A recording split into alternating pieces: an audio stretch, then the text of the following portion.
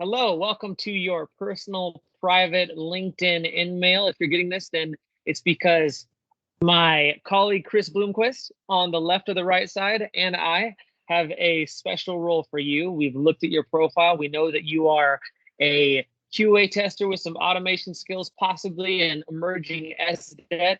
And yeah, we think that this could be a great opportunity for you since you're open to opportunities, or even if you're not, even if you're just seeing what's out there, then this is a very cool company, and it's better than just reading through all this text. So we'll kind of jump out. Chris, if you want to just do a quick intro for the candidates so they know who you are, that could be great. Tim, thank you so much for having me. Yeah, Chris Bloomquist. You're I'm welcome. the co-founder of the Talent Mine. I'm a recovering embedded engineer turned tech recruiter at 15 years. So been in the industry a long time. And then Tim, you've been a web dev too, if I remember right, correct? I was a front-end web developer for about 4.5 years. I went through the boot camp. I did all the stuff, and I personally found connecting with candidates a bit more up my alley than reading through documentation. So here we are. I resemble that remark. And just Mr. and Mrs. Candidate, just so you hear that, we're technologists. We are like you. So if we do engage with you, and we hope we do, we can speak at that level. We're engineers by trade. That's our calling card at the Talent Mine.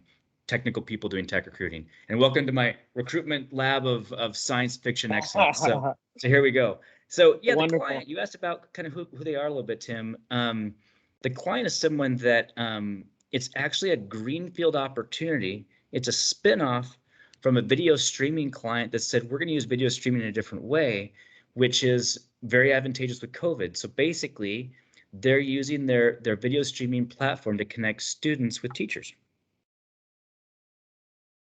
Fantastic. I love it. And they're connecting students with teachers. And tell me a bit about where this candidate should be located. I know they have a preference of location, but there's also some flexibility there. So, the client certainly assigned with the times. They get that it's a COVID world and that we're all remote and will be in perpetuity. So this is a client that's very, culturally with it in terms of tech culture. So 100% remote is fine. There is a logistical thing that Tim's referencing, which is as long as you are in the states of, and I'll say them real quick, Arizona, Texas, Washington, Florida, California, Colorado, Idaho, Nevada, Missouri, and Michigan.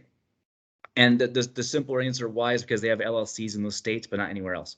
So, if we inadvertently message you and you're not one of those states, our apologies. And if you can relocate, great. So you can be remote in those states.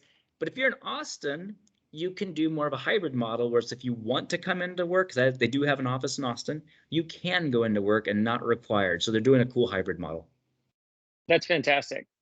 And that's kind of the ideal situation, right? It's totally. Like I've seen on LinkedIn, it's like 70% work remote, 30% in the office. If you're somebody where you're like, I want to mostly be on my own, doing my thing, setting my, own schedule, own hours, go drop off the kids, come back, get to work, you can do that. But if you're somebody who's like, I really need to feel connected with my colleagues via Onsite when I want to go there, have a cup of coffee, just have some lunch, whatever it is, you can absolutely do that. And they have an environment and space for you to do so.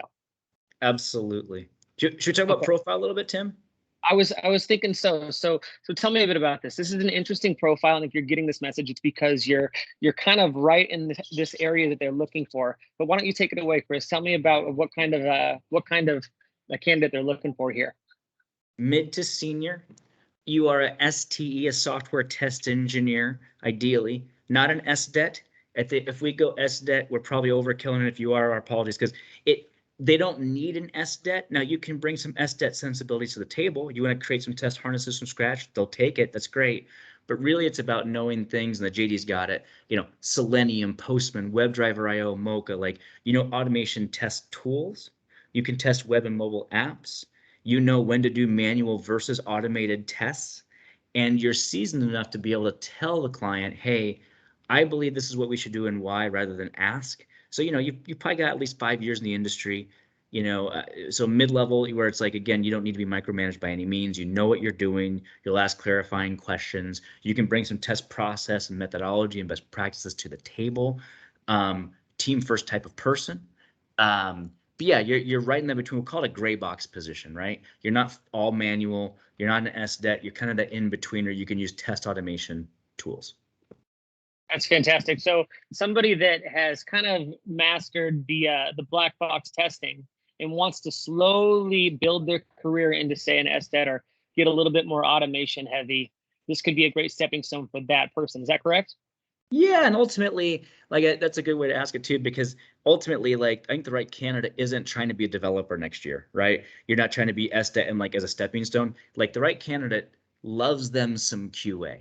And maybe your career path would be like, hey, I'm going to be a test lead someday and a test manager, but I love QA and I'm going to do this for a while because I'm passionate about, evangelizing the product, making it better, working with developers. I'm not a dev, right? That's actually the right attitude for a role like this, where you like the profession of quality. Okay, fantastic. And in terms of, let's see, in terms of type of role here, I assume that we're looking for, well, I don't assume, I know, we're looking for full-time employees. This isn't a contract. This isn't something where you come in and you're Totally. gonna be negotiating your hourly and all that stuff. This is a full-time, full benefits. Tell me a bit about that so they can know what they have coming for them if they get an offer. Absolutely. Base plus bonus. You probably think, well, how much are you going to pay me? And our answer is going to be depends on experience. But just know that Yeah. Tim and I care a lot about being equitable to our candidates, making sure you understand your market worth. If you're undervalued, we're going to help you go higher and give you so. But bottom line, base bonus, 100% remote, full, paid time off, flex schedule. This is a very small team. We're talking, gosh, Tim, if I remember right, they had like maybe 15, 20 employees. It's a startup division of a 30-year established company. So you get all the benefits of, great financial backing and stability, and the benefits of startup culture, taking ownership, making a big impact. You'd be one of a couple of Right. testers on the team, working directly with the test manager. But you're driving the organization and the product, which again is going to help. It's a collaboration tool for students and teachers to work together, and which is very timely with COVID. So there you go. Okay, that's fantastic. Now I can kind of take the position of a candidate here, saying, all right, due upon experience, but there's probably going to be a range. And obviously, as recruiters, we don't always want to promise a range because then people want the top of the range and blah blah blah. So what I would say is that it, I don't want to say necessarily give the range that the candidate is willing to pay, but what can someone expect if they're going to engage with us in this position? What? Here's what I would say. Yeah, what we're seeing in the market for STEs right now for a mid-level candidate, it's probably somewhere between 80, 90K range in general. Look, if we're talking you in the Bay Area and you're making 110, we get it, and we'll have that conversation. Or if you're in Omaha, Nebraska, it might be different. But from a general standpoint, we're going to be very sensitive to your market and what you need as well. But as a starting point, yeah, we figure a candidate's probably going to be in that 80, 90K range in general to be qualified and interested. Okay, fantastic. And one other thing, kind of tacking onto that, it sounds like just in general, the client isn't so worried about, we have to stick to this pay. It's that we're willing to Correct. pay market. We're just willing to pay market. And if you can bring to us some good data in your offer as to this is why I think I should be paid this, here's my justification. I'm a The client 100K is candidate, and this is why. Sure, we'll have that um, conversation. Yeah, absolutely. fantastic. I love that. Is there any I guess you could say pre-screening pre-screening pre-screening What's this concept pre-screening? pre-screening? I would like to be pre-screened, please. No, is there any specific things that would I guess disqualify a candidate from this role? Other than not having a valid work visa, we can't do corp to corp on this or sponsorship. But it's got to be someone that can work, in the U.S. in those states I mentioned. That's about it. You're a good human being. You don't have, you haven't killed people in the past and been convicted of murder. Oh. Or The done obvious graffiti. stuff. The obvious stuff. Gotten caught for doing graffiti. Um, I see. What's another one? What's something else? Interview process. I would want to know about the interview process. What would that look like? Straightforward. We present you to the hiring manager directly. They do a culture screen for about 30 minutes or so. That goes well. They would do, the more of a technical round with the engineering team, the QA team, and then the owner or the founder of the company. And we're talking 3 steps total. Knock it out in 2 weeks tops. I think could be pretty efficient. There's a new client, so we're learning them a bit, but it's not going to be a 1 month drag you out process. Week or 2 weeks tops. Okay, so they're pretty motivated. And how many positions are there for this role? Is it just the one? Just the one right now. So the sooner you get back to us, the better, Mr. and Mrs. Candidate. We want to talk to you.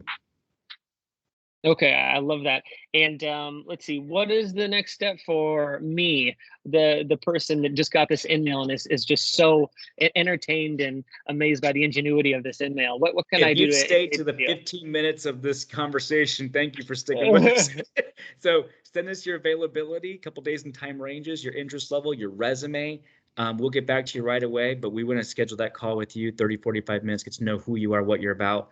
And as a final note, www.talentmind.jobs, we're going to have close to 50 open positions, double our open roles in the next week or so. So if this isn't the exact right match, my God, look at our website, phone a friend. We got a lot going on that's positive and growing. So Yeah, I love that. And as far as a phone a friend, if you happen to get this and maybe it's just not right, or you're not in the market, or you've got to like change your status, then please send us somebody you know absolutely, in forward the on. industry. Absolutely, we would love to work with them. Okay, well that's good. I think that we nipped everything in the bud there. Thank you for your time, Mr. and Mrs. Candidate, and you have a wonderful, wonderful Friday. Thank you all. All right, bye bye.